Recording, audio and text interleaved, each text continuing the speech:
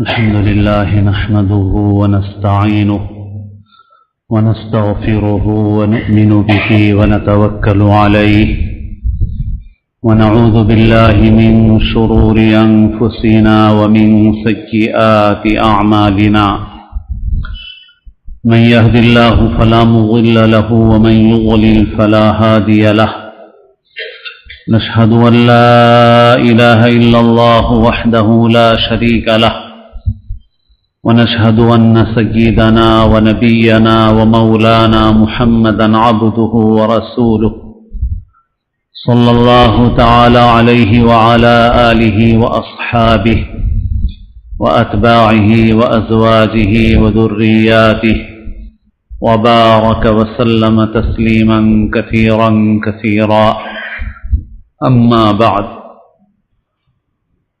قابل احترام بزرگوں، عزیز دوستوں اور ساتھیوں، اللہ تعالی نے قرآن مجید میں ارشاد فرمایا ہے، اعوذ باللہ من الشیطان الرجیم، بسم اللہ الرحمن الرحیم،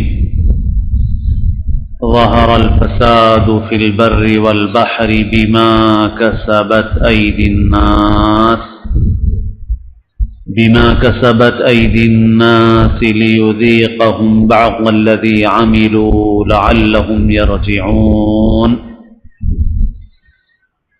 اللہ تعالی ارشاد فرماتے ہیں کہ خشکی میں، سمندر میں، زمین پر، کائنات میں جو فساد اور بگاڑ ظاہر ہوا ہے، بما کسبت ایدی الناس، لوگوں نے جو کچھ اعمال کیے ہیں ان اعمال کا نتیجہ ہے، تمہارے ہاتھوں کا کیا ہوا ہے۔ ما اصابکم من مصیبت فبما کسبت ایدیکم، تم کو جو کوئی بھی مصیبت پہنچ رہی ہے وہ تمہارے ہاتھوں کے کیے کا نتیجہ ہے۔ وَيَعْفُو عَنْ كَثِيرٍ، اور بہت سی چیزیں تو اللہ معاف فرما دیتا ہے۔ دنیا میں کوئی کام اللہ تعالیٰ کے حکم کے بغیر، اس کی مرضی کے بغیر، اس کی اجازت کے بغیر نہیں ہوتا ہے۔ ما اصاب من مصیبت الا باذن اللہ، جو کوئی بھی چیز پہنچتی ہے، مصیبت کے لفظی معنی عربی میں پہنچنے والی چیز، پہنچنے والی حالت، اچھی ہو بری ہو، تکلیف اور پریشانی کی چیز ہو، جو بھی پہنچتی ہے بغیر اللہ کے حکم کے نہیں پہنچتی ہے۔ اللہ کے حکم کے بغیر کوئی چیز نہیں ہوتی ہے۔ جو بھی پیش آ رہا ہے ادھر سے آ رہا ہے۔ دنیا میں ایک تشریعی نظام ہے جس کا انسان مکلف ہے، اور ایک تکوینی نظام ہے جو انسان کی آنکھوں سے چھپا کر رکھا گیا ہے۔ بہت سی چیزیں ایسی ہوتی ہیں جو انسان کو ناگوار ہوتی ہیں، مگر اللہ تعالیٰ کی اس میں حکمتیں، مصلحتیں ہوتی ہیں۔ بندے کا اصل کام مالک کو راضی کرنا ہے، بس۔ اس تکوینی نظام کا نمونہ اللہ نے قرآن مجید میں بتا دیا۔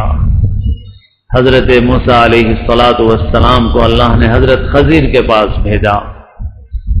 حضرت خضر تکوینی نظام سے تعلق رکھتے ہیں۔ حضرت موسیٰ نے عرض کیا کہ آپ کے ساتھ کچھ وقت گزارنا چاہتا ہوں۔ حضرت خضر نے کہا آپ میرے ساتھ صبر نہیں کر سکیں گے۔ حضرت موسیٰ نے کہا کہ انشاءاللہ صبر کروں گا، کچھ پوچھوں گا نہیں آپ سے۔ ساتھ چلے۔ ایک کشتی میں سوار ہونے کی ضرورت پیش آئی تو کشتی میں سوار ہوئے۔ کشتی والوں نے دیکھا نیک لوگ ہیں، کرایہ بھی نہیں لیا ان سے، اور اعزاز اور اکرام کے ساتھ ایک جگہ بٹھایا۔ کچھ دیر کے بعد حضرت خضر علیہ السلام نے کشتی کا ایک لکڑی کا ٹکڑا پکڑا، اسے زور سے پکڑ کے توڑ دیا، سوراخ کر دیا، بیٹھ گئے۔ حضرت موسیٰ کہنے لگے کیا کیا آپ نے؟ ان بیچاروں نے تو احسان کیا ہمارے ساتھ، اور آپ نے کشتی میں سوراخ کر دیا۔ حضرت خضر نے فرمایا اسی لیے تو آپ سے میں کہہ رہا تھا کہ آپ میرے ساتھ صبر نہیں کر سکیں گے، حضرت موسیٰ نے کہا ارے ہاں بھول ہو گئی مجھ سے، میں بھول گیا۔ حضرت موسیٰ اپنے میدان کے تھے اور وہ بھی مکلف تھے اپنے کام، بھول ہو گئی مجھ سے، معاف کر دیجیے، میں آئندہ اب نہیں پوچھوں گا آپ سے۔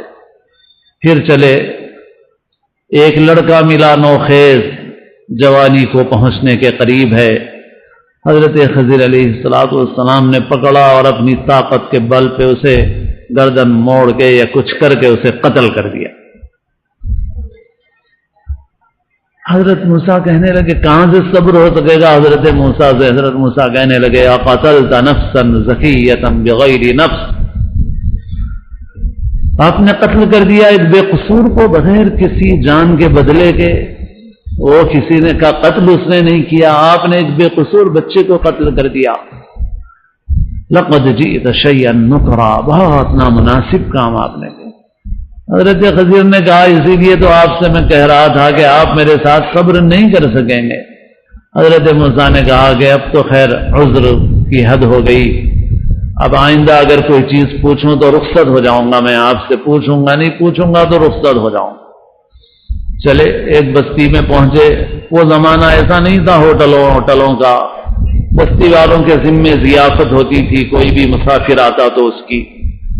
یہ دونوں پہنچے، گاؤں والوں سے کہا کہ بھئی مسافر ہیں، کچھ ہمارے لیے انتظام کرو مہمانی کا۔ وہ بخیل تھے، انہوں نے کہا کہ کچھ یہاں ملنے والا نہیں ہے آپ۔ اب ایک جگہ جا کے ٹھہر گئے تو ایک دیوار تھی جو گر رہی تھی، پرانی ہو کر کے گر رہی تھی۔ حضرت خضر نے جیسا بھی کیا، مزدور کی طرح کام کیا یا کیا کیا، اس دیوار کو درست کر کے مضبوط بنا دیا۔ حضرت موسیٰ کہنے لگے کہ ارے کم سے کم آپ اتنا کرتے کہ ان بستی والوں سے کہتے کہ بھئی یہ دیوار صحیح کریں گے، اس کی اجرت دے دو تو ضیافت تو مل جاتی، کھانے کا انتظام تو ہو جاتا اس سفر میں۔ تو حضرت خضر نے کہا کہ بس اب آپ کی ہماری رخصتی ہے، آپ دونوں علیحدہ علیحدہ۔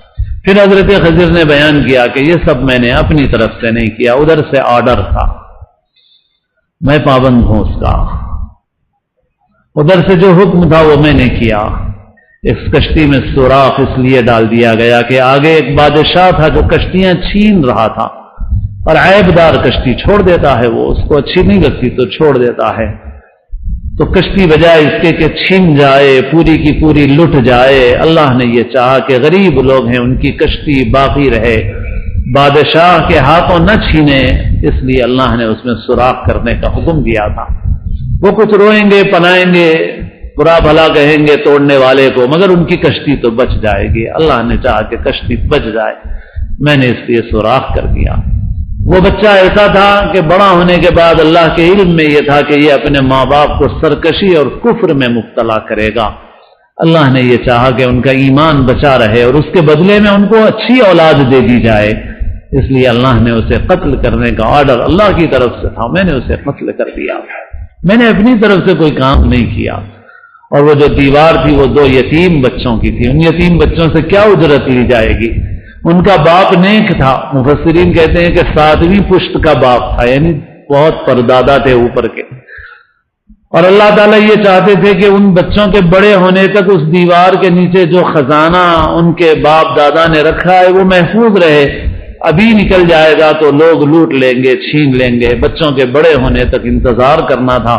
اللہ کی طرف سے حکم تھا کہ اس دیوار کو سیدھا کر دو، میں اسی لیے یہاں پہنچا، میں نے دیوار سیدھی کر دی۔ اللہ کا یہ تکوینی نظام ہے، انسان اس کا مکلف نہیں ہے، اور انسان کو یہ پوری طرح معلوم بھی نہیں ہوتا، لیکن بہت سی چیزوں میں انسان کو مصلحتیں بعد میں سمجھ میں آتی ہیں، اور سمجھ میں آئیں نہ آئیں ایمان رکھنا ضروری ہے کہ جو پیش آ رہا ہے ان کی طرف سے پیش آ رہا ہے۔ اور فکر کس کی کرنا ہے؟ فکر اپنے اعمال کی کرنا ہے، فکر اپنے اعمال کی کرنا ہے۔ عسى ان تكرهوا شيئا وهو خير لكم وعسى ان تحبوا شيئا وهو شر لكم۔ ہو سکتا ہے کوئی چیز تمہیں بہت ناپسند ہو مگر اللہ کے نزدیک، اللہ کے علم میں وہ تمہارے لیے بہتر ہو، اب نہیں بعد میں وہ ظاہر ہو۔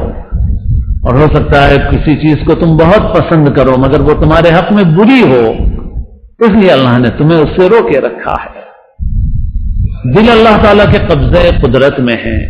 وَأَلَّفَ بَيْنَ قُلُوبِهِمْ، لو انفقت ما فی الارض جميعا ما الفت بین قلوبهم ولكن اللہ الف بینہم انہ عزیز حکیم. اللہ نے لوگوں کے دلوں میں جوڑ پیدا کر دیا. حضور سے خطاب کر کے اللہ تعالیٰ فرماتے ہیں کہ پیارے پیغمبر اگر آپ زمین میں جتنا کچھ ہے سارا کا سارا خرچ کر دیتے تب بھی آپ ان کو جوڑ نہیں سکتے تھے. اللہ نے جوڑا ہے ان کو. دل اللہ کے قبضے قدرت میں ہیں. اللہ جہاں چاہتے ہیں جوڑ دیتے ہیں اور جہاں چاہتے ہیں توڑ دیتے ہیں. وَاذْكُرُوا نِعْمَةَ اللَّهِ عَلَيْكُمْ إِذْ كُنْتُمْ أَعْدَاءً فَأَلَّفَ بَيْنَ قُلُوبِكُمْ. اللہ کے انعام کو اپنے اوپر یاد کرو کہ تم آپس میں دشمن تھے تو اللہ نے یہ نہیں فرمایا تم دوست ہو گئے, تم جڑ گئے. فَأَلَّفَ بَيْنَ قُلُوبِكُمْ, اس نے تمہارے دلوں میں جوڑ پیدا فرما دیا. اس کے قبضے میں ہے بندوں کے سارے دل. بین اصبعی الرحمن, خدا رحمان کی دو انگلیوں کے درمیان ہے. خدا کی ویسی انگلیاں نہیں ہیں جیسے ہماری ہیں, مگر یہ بتانے کے لیے, ہم کو سمجھانے کے لیے بتایا. جیسے تمہاری مٹھی میں کوئی چیز ہو, تمہارے ہاتھ میں کوئی چیز ہو, اس طرح خدا کے قبضے میں ہے دل. جدھر چاہتا ہے ادھر وہ دلوں کو پھیر دیتا ہے, دلوں کو پھیر دیتا ہے. جو کچھ پیش آ رہا ہے بما کسبت ایدی الناس بما کسبت ایدیکم, تمہارے اعمال, تمہارے ہاتھوں کا کیا ہوا. میرے دوستو, ایک گناہ تو وہ ہوتا ہے جو انسان کا اپنا انفرادی گناہ ہوتا ہے, تو اس پر سزا بھی انفرادی ملتی ہے, اور اللہ چاہے سزا دیتے ہیں, چاہے موقع دیتے ہیں, توبہ کی توفیق دیتے ہیں, معاف فرما دیتے ہیں. ایک گناہ وہ ہوتا ہے جس کو انسان گناہ کر سمجھتا ہے مگر اپنی کمزوری سے بار بار کرتا ہے, گناہ کرتا ہے, پھر توبہ کرتا ہے, پھر ٹوٹ جاتی ہے, پھر کرتا ہے, مگر زندگی بھر اللہ کے سامنے کہتا ہے یا اللہ میں قصوروار ہوں, میں خطا کار ہوں, میں گناہ گار ہوں. غنیمت ہے وہ ابھی. لیکن اگر ایسی صورتحال پیدا ہو جائے کہ گناہ کو گناہ نہ سمجھا جائے, ارے سب چلتا ہے صاحب, مولوی لوگ بولتے رہتے ہیں صاحب, یہ ملا ہیں بولتے رہتے ہیں, سب چلتا ہے. بڑا فرق ہے دونوں میں. ایک آدمی شراب پیتا ہے, چھوٹتی نہیں ہے شراب اس سے, مگر گناہ سمجھتا ہے اس کو. شب برات شب قدر میں آتا ہے تو شرمندہ ہو کے آتا ہے, ایمان باقی ہے اس کا. ایک آدمی شراب کا ایک قطرہ بھی نہیں پیتا مگر سمجھتا ہے حلال ہے تو کافر ہی ہو جاتا ہے وہ. ایک گناہ وہ ہے جو انسان اپنی تنہائی میں کر لیتا ہے, اپنی کمزوری سے کر لیتا ہے, اور ایک گناہ وہ ہے جو انسان کھلم کھلا کرتا ہے, لوگوں کے سامنے کرتا ہے, ڈھیٹ ہو جاتا ہے. اللہ کے رسول صلی اللہ علیہ وسلم فرماتے ہیں کل امتی معافا الا المجاہرین, میری پوری امت معافی اور عافیت کے ساتھ میں رہے گی مگر کھلم کھلا کرنے والے, علانیہ کرنے والے نہیں رہیں گے. وہ کون ہے؟ تو فرمایا من بات یسترہ ربہ, جس نے رات اس حال میں گزاری کہ رب نے تو پردہ ڈالا اور وہ صبح لوگوں سے خود بیان کرتا ہے کہ رات میں نے فلاں بدکاری کی ہے. تو حضور فرماتے ہیں وہ مجاہر ہے, اور جو خود مجمع میں جا کے کرے تو کھلم کھلا. نافرمانیاں کھلم کھلا ہونے لگے, گناہ کھلم کھلا ہونے لگے. گناہوں کو گناہ نہ سمجھا جائے تو یہ اللہ کے غضب اور اللہ کے عذاب کو دعوت دینے والی چیز ہے. اللہ کے غضب کو, اللہ کے عذاب کو دعوت دینے والی چیز. اور اللہ کے غضب, اللہ کے عذاب کو کوئی نہیں روک سکتا سوائے اس کے کہ اللہ کو راضی کر لو اور منا لو, اس کے سوا کوئی راستہ نہیں ہے. فلولا اذ جاءهم بأسنا تضرعوا, جب ہمارا عذاب آیا تو گڑ گڑائے کیوں نہیں ہمارے سامنے. فلولا كانت قرية آمنت فنفعها إيمانها إلا قوم يونس, قوم یونس کا طریقہ کیوں اختیار نہیں کرتے؟ جب حضرت یونس نے کہا عذاب آ رہا ہے 3 دن میں اور آنے کے آثار محسوس ہو گئے, حضرت یونس تو چلے گئے مگر قوم باہر نکلی, جنگل میں نکل گئے بچوں کو عورتوں کو لے کر کے اور رونے لگے، یا اللہ معاف کر دیجیے ہم کو۔ اللہ نے عذاب دور کر دیا۔ وہی ایک راستہ ہے، اس کے سوا کوئی راستہ نہیں ہے۔ کھلم کھلا اللہ کی نافرمانیاں ہوں، پھر اللہ کے عذاب سے کوئی بچا نہیں سکتا، کوئی بچا نہیں سکتا۔ آج امت کا حال یہ ہے میرے دوستوں کہ کھلی ہوئی اللہ کی نافرمانیاں ہو رہی ہیں اور روکنے والے نہیں ہیں، اور یہ یقینی طور پر اللہ کے غضب، اللہ کے عذاب کو دعوت دینے والی چیز ہے۔ چند برس پہلے ایک دعوت میں ولیمے کی، کسی نے سرو کرنے کے لیے کھانا لڑکیوں کو رکھا اور وہ بھی نیم عریاں لباس میں تھی، تو اخبارات میں مراسلے کئی دن تک چھپتے رہے۔ بہت غلط کیا، بے شک جو مراسلے چھپے تو صحیح چھپے، جو مضمون چھپے تو صحیح چھپے، مگر میں نے یہ عرض کیا کہ بھائی اس دعوت میں 1000 آدمی تو تھے ہوں گے، 1000 میں سے کتنے آدمی ایسے تھے جو اس دعوت سے اٹھ کے کھڑے ہو گئے کہ حضور کی سنت کا نام لے کے حضور کی شریعت کو پامال کر رہے ہو، ہم جا رہے ہیں خدا حافظ، ہمیں تمہارا کھانا نہیں چاہیے؟ کتنے آدمی اٹھے یہ بتاؤ؟ مراسلے تم 1000 لکھ لو، مگر اٹھے کتنے وہاں سے؟ 500 آدمی اٹھتے تو کوئی گناہ کی ضرورت کرے گا؟ 500 نہیں، میں کہتا ہوں 1000 میں سے 100 اٹھتے، نہیں صاحب جا رہے ہیں ہم، خدا حافظ، چلو بچوں اور تو باہر نکلو، ہم یہاں نہیں کھانا کھائیں گے، یہاں حضور کی سنت کے نام پہ حضور کی شریعت کو زندہ دفن کیا جا رہا ہے، ہمیں یہ کھانا نہیں چاہیے، چلو یہاں سے۔ کتنے نکلے یہ بتاؤ؟ لوگ کہتے ہیں شہر کے فلاں مالدار نے دعوت کی، 25 لاکھ کا اسٹیج تھا، 15 لاکھ کا باجا تھا۔ میں پوچھتا ہوں بھائی 5000 آدمی رہے ہوں گے، لوگ اس سے بھی زیادہ بتاتے ہیں، 5000 آدمیوں میں سے میں مانتا ہوں، مان لیتا ہوں کچھ دیر کے لیے کہ 500 آدمی مجبور تھے، مثلا ان سیٹ صاحب کے ملازمین تھے، ان کے غریب رشتہ دار تھے، ان کے کاروباری تعلق والے ایسے تھے جو ڈرے دبے ہوئے تھے، صحیح ہے غلط ہے وہ بھی نہیں کرتا میں بات، لیکن مان لیتا ہوں کہ حالات کے اعتبار سے مجبور تھے۔ 4500 تو مجبور نہیں تھے، وہ بیٹھ کے کھاتے رہے، بات میں تبصرے کر رہے ہیں۔ تو جیسے وہ شخص گناہگار ہے، میں آپ کو مسجد میں کھڑے ہو کے عرض کر رہا ہوں آپ سے، وہ 4500 بھی گناہگار ہیں۔ ایسے ہی آپ سے جوش میں نہیں کہہ رہا ہوں، پھر کہہ رہا ہوں آپ سے، یہ منصب ذمہ داری کا منصب ہے، یہاں میں اپنی نہیں سنا سکتا، ان کی سنا رہا ہوں۔ جیسے وہ شخص گناہگار ہے، وہ 4500 گناہگار ہیں۔ کیوں کھایا انہوں نے کھانا؟ کیوں شریک ہوئے وہ اس دعوت میں؟ آج ہماری دعوتیں ایسی ہیں کہ سینکڑوں عورتیں بے نمازی ہیں، 2 3 نمازیں غائب۔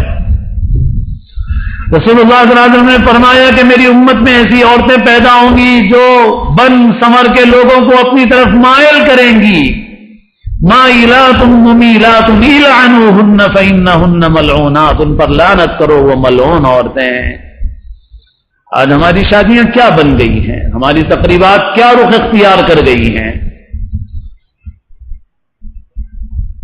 ایک ہی پہلو نہیں ہے، بہت پہلو ہیں، لیکن کچھ چیزیں ایسی ہیں جو اجتماعی ہو رہی ہیں، کھلم کھلا ہو رہی ہیں۔ کچھ چیزیں ایسی ہیں جس میں مینٹالٹی یہ بنتی جا رہی ہے کہ کوئی حرج نہیں ہے، یہ اللہ کے عذاب کو، اللہ کے غضب کو دعوت دینے والی چیز ہے۔ اور جب اللہ کا غضب آتا ہے، عذاب آتا ہے تو مختلف شکلوں میں آتا ہے۔ امت آج زخم پہ زخم کھا رہی ہے، دھکے پہ دھکے کھا رہی ہے، توڑ پہ توڑ پیدا ہو رہے امت میں۔ ہم تذکروں میں مشغول ہیں، تبصروں میں مشغول ہیں، ہم دوسروں کو سیدھا کرنے جا رہے ہیں۔ ارے دل خدا کے قبضے میں ہے، تم اپنے اعمال صحیح کرو، اللہ تعالیٰ سب کچھ درست کرے گا۔ تم اپنے اعمال نہیں صحیح کرو گے، عذاب مختلف شکلوں میں آئے گا اور سر پھٹول ہوگی۔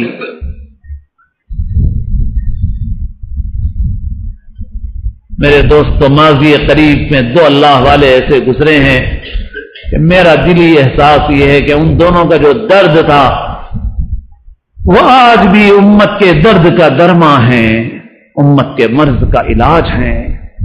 ایک درد حضرت محی السنہ مولانا شاہ ابرار الحق صاحب رحمۃ اللہ علیہ کا تھا، مسلمانوں کے اندر کرنے کا کام ہے نہی عن المنکر، برائی سے روکنا، اللہ کی کھلی ہوئی نافرمانیوں سے روکنا۔ جب امت یہ کام نہیں کرے گی تو اللہ کا عذاب آئے گا۔ حضرت پوری زندگی اسی درد کو لے کے گھومتے رہے،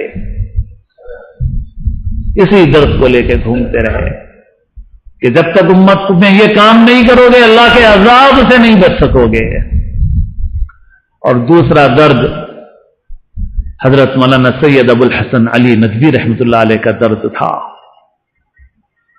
وہ بھی اللہ کے بڑے ولی تھے، آل رسول میں سے تھے، ان کا نسب محفوظ ہے۔